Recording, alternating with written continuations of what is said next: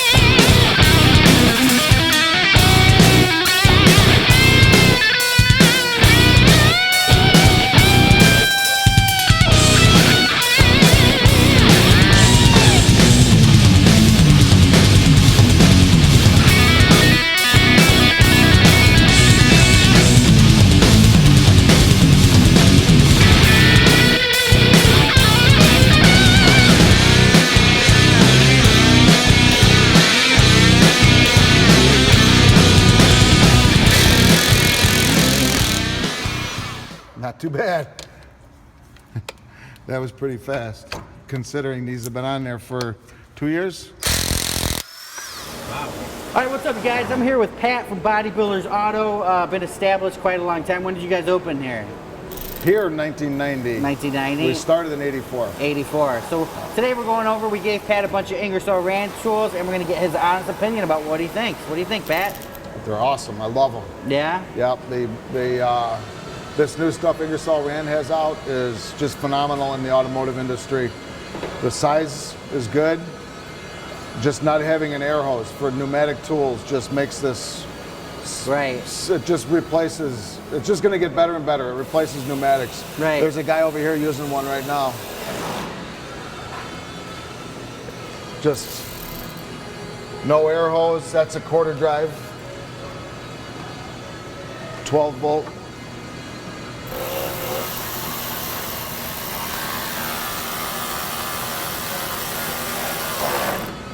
Nice.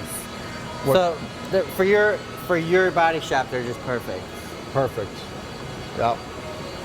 We'll get into the size comparison when we go over by the tools. But they're just so handy. And it never fails when you pick up an air hose and you plug it in, it leaks. Right. Or the fitting comes loose. Or you're in an awkward situation and you're like this and you release the coupler. And you're like, you got to pull out of your awkward situation, hook it back up, and get back in there again. Right. This just eliminates all of that. Quarter drive, 12 volt. Here's the 3/8 drive, 12 volt, which I've been using.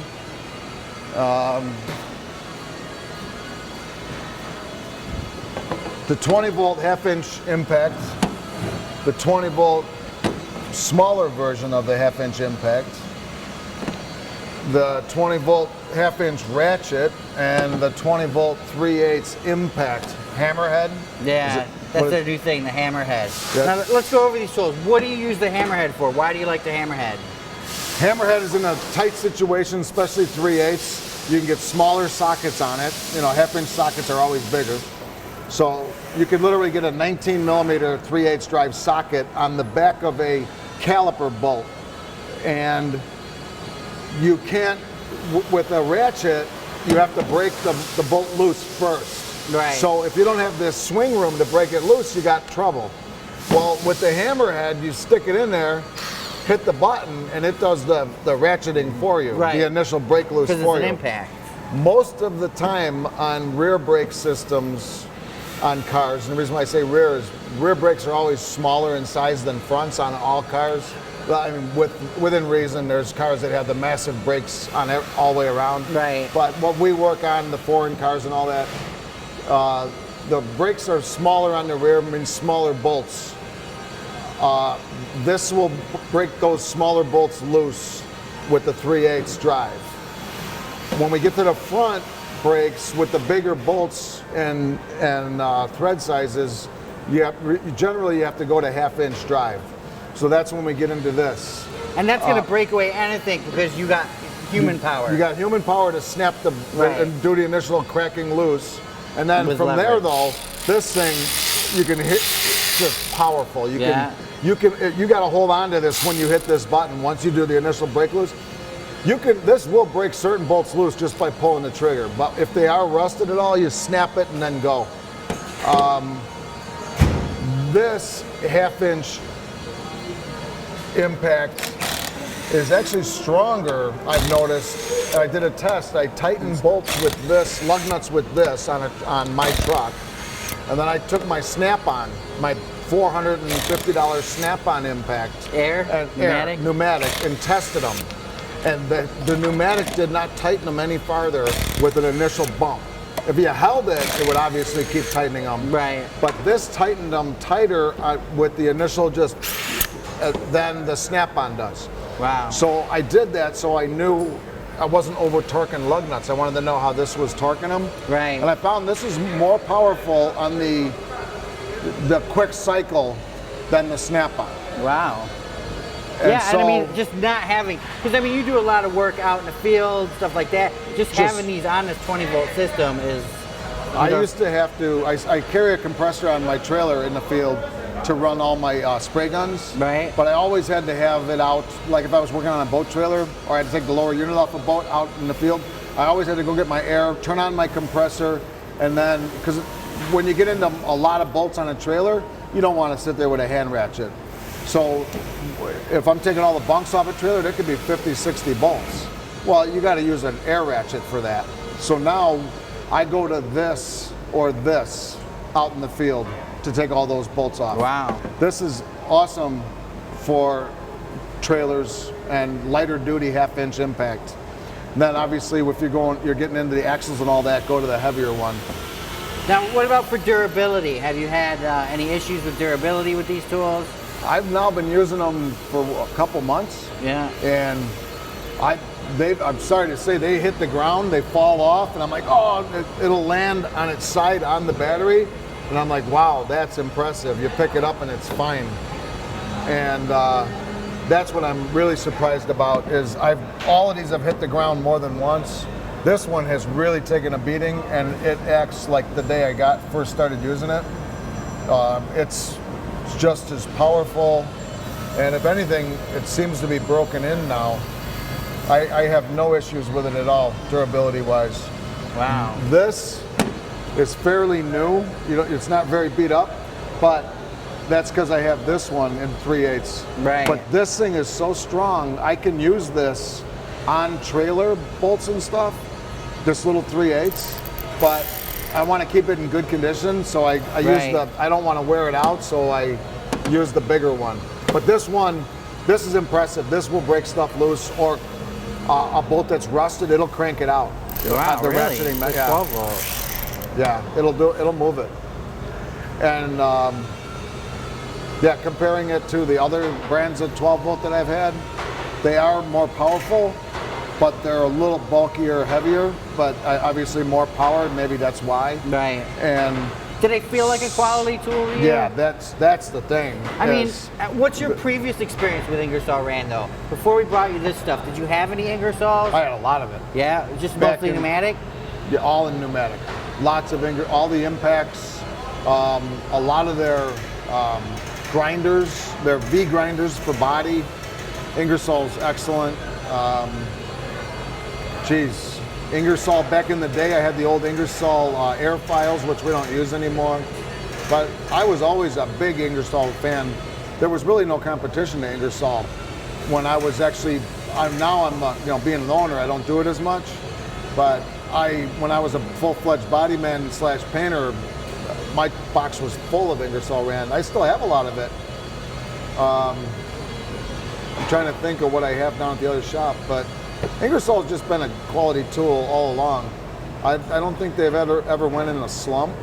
They might have quit designing and moving forward, but their old stuff was still working.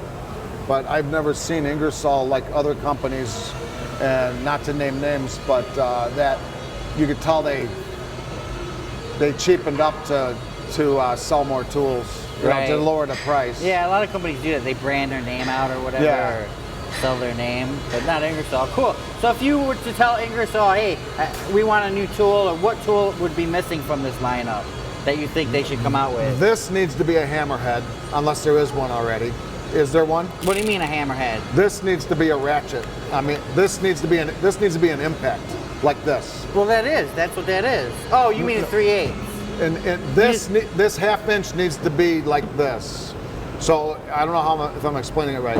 This is a hammerhead. I don't have to do anything but squeeze the trigger, Right. and it breaks it loose because it's impacting. This one's not really. This is not a break loose tool. You got to break it loose. This one you can hold it and hit it. But this one's gonna break away more than this one when you crank it, right? There, see, it just hit the ground and it's fine. Ah, they're fine. Well, this one, you have to be able to swing it to crack the bolt loose. Right. This one, you don't have to swing it. So you Obviously, want a 3/8 hammerhead, basically, is what or you're half saying. inch hammerhead. Hammerhead. Half So you want a inch. half-inch hammerhead. Yeah, because this one here, on a brake caliper or something where you can't really get in there, where you can't swing it. And I always use brake calipers because that's a tight area with rusted bolts. Right. Brakes are really in bad condition when you go to work on them. That's why I'm using brakes as the go-to, because that's usually the worst scenario on a car that you're running into all the time. And so you can't really get this in there as an impact on a brake. If this one doesn't break it loose, then you gotta start, Right. get this in and try and crack it. There's just situations where here's the other thing. This one, the sockets don't go that big on. Generally 19 is the biggest socket in 3/8. And so then when you get into a socket above 19, which is common, 24s, Right. 21s, big on cars, you got to go to this. So So you just need one of these. You just need a 3/8 one, or half-inch one of these, a hammerhead. yes, Okay. that would be one of the main tools. I told you before, I actually put the adapter on here from 3/8 to half to use my other sockets. I love this thing so much. Wow. So to use my half-inch sockets, I adapt this. That's what I'm saying. I don't use this as much as this. And you can tell just by the wear and tear. Cool. All So, right. yeah. Cool. All right, and- let's take them all apart now. If Ingersoll could change something, it would be nice to have round batteries. Yeah. Yeah, because this is trouble when you go to break something loose on this one and on this one. If you got this way in there and you can still touch this, Yeah. you go to break it loose, the battery wants to twist out. Gotcha. Because you're pushing on this, and I've had it where the battery, I can't really do it without being on a bolt where but if they could go to round batteries to make this tool slimmer, that would be really cool. Yeah. I don't know that that'll ever happen. It might. You never know. Cool. But- So overall, this is going on YouTube. We're going to be telling bodybuilders are watching this. What are you going to tell them about these Ingersoll tools? I would buy them in a heartbeat. I highly recommend them. Eliminate air hoses and all the hassles of air hoses. Right there. That air hose blew apart while the guy was working. And so right now we wouldn't even have that situation. Yeah, that's crazy. That blew apart while he was using an impact. Wow. And I just haven't repaired it yet. But there's a perfect example of why you want to go to electric. Portability. And I would highly recommend it. This is so strong that it's amazing.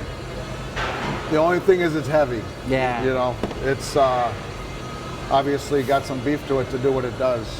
Cool. All right, But- Pat. Now, what's your website in case people want to check out your body shop? Bodybuildersautomotive.com. All right, you guys, don't forget to like him on Facebook. Thanks a lot. Don't forget to click like because you like this video. And if you have any questions for Pat, feel free to write them at the bottom.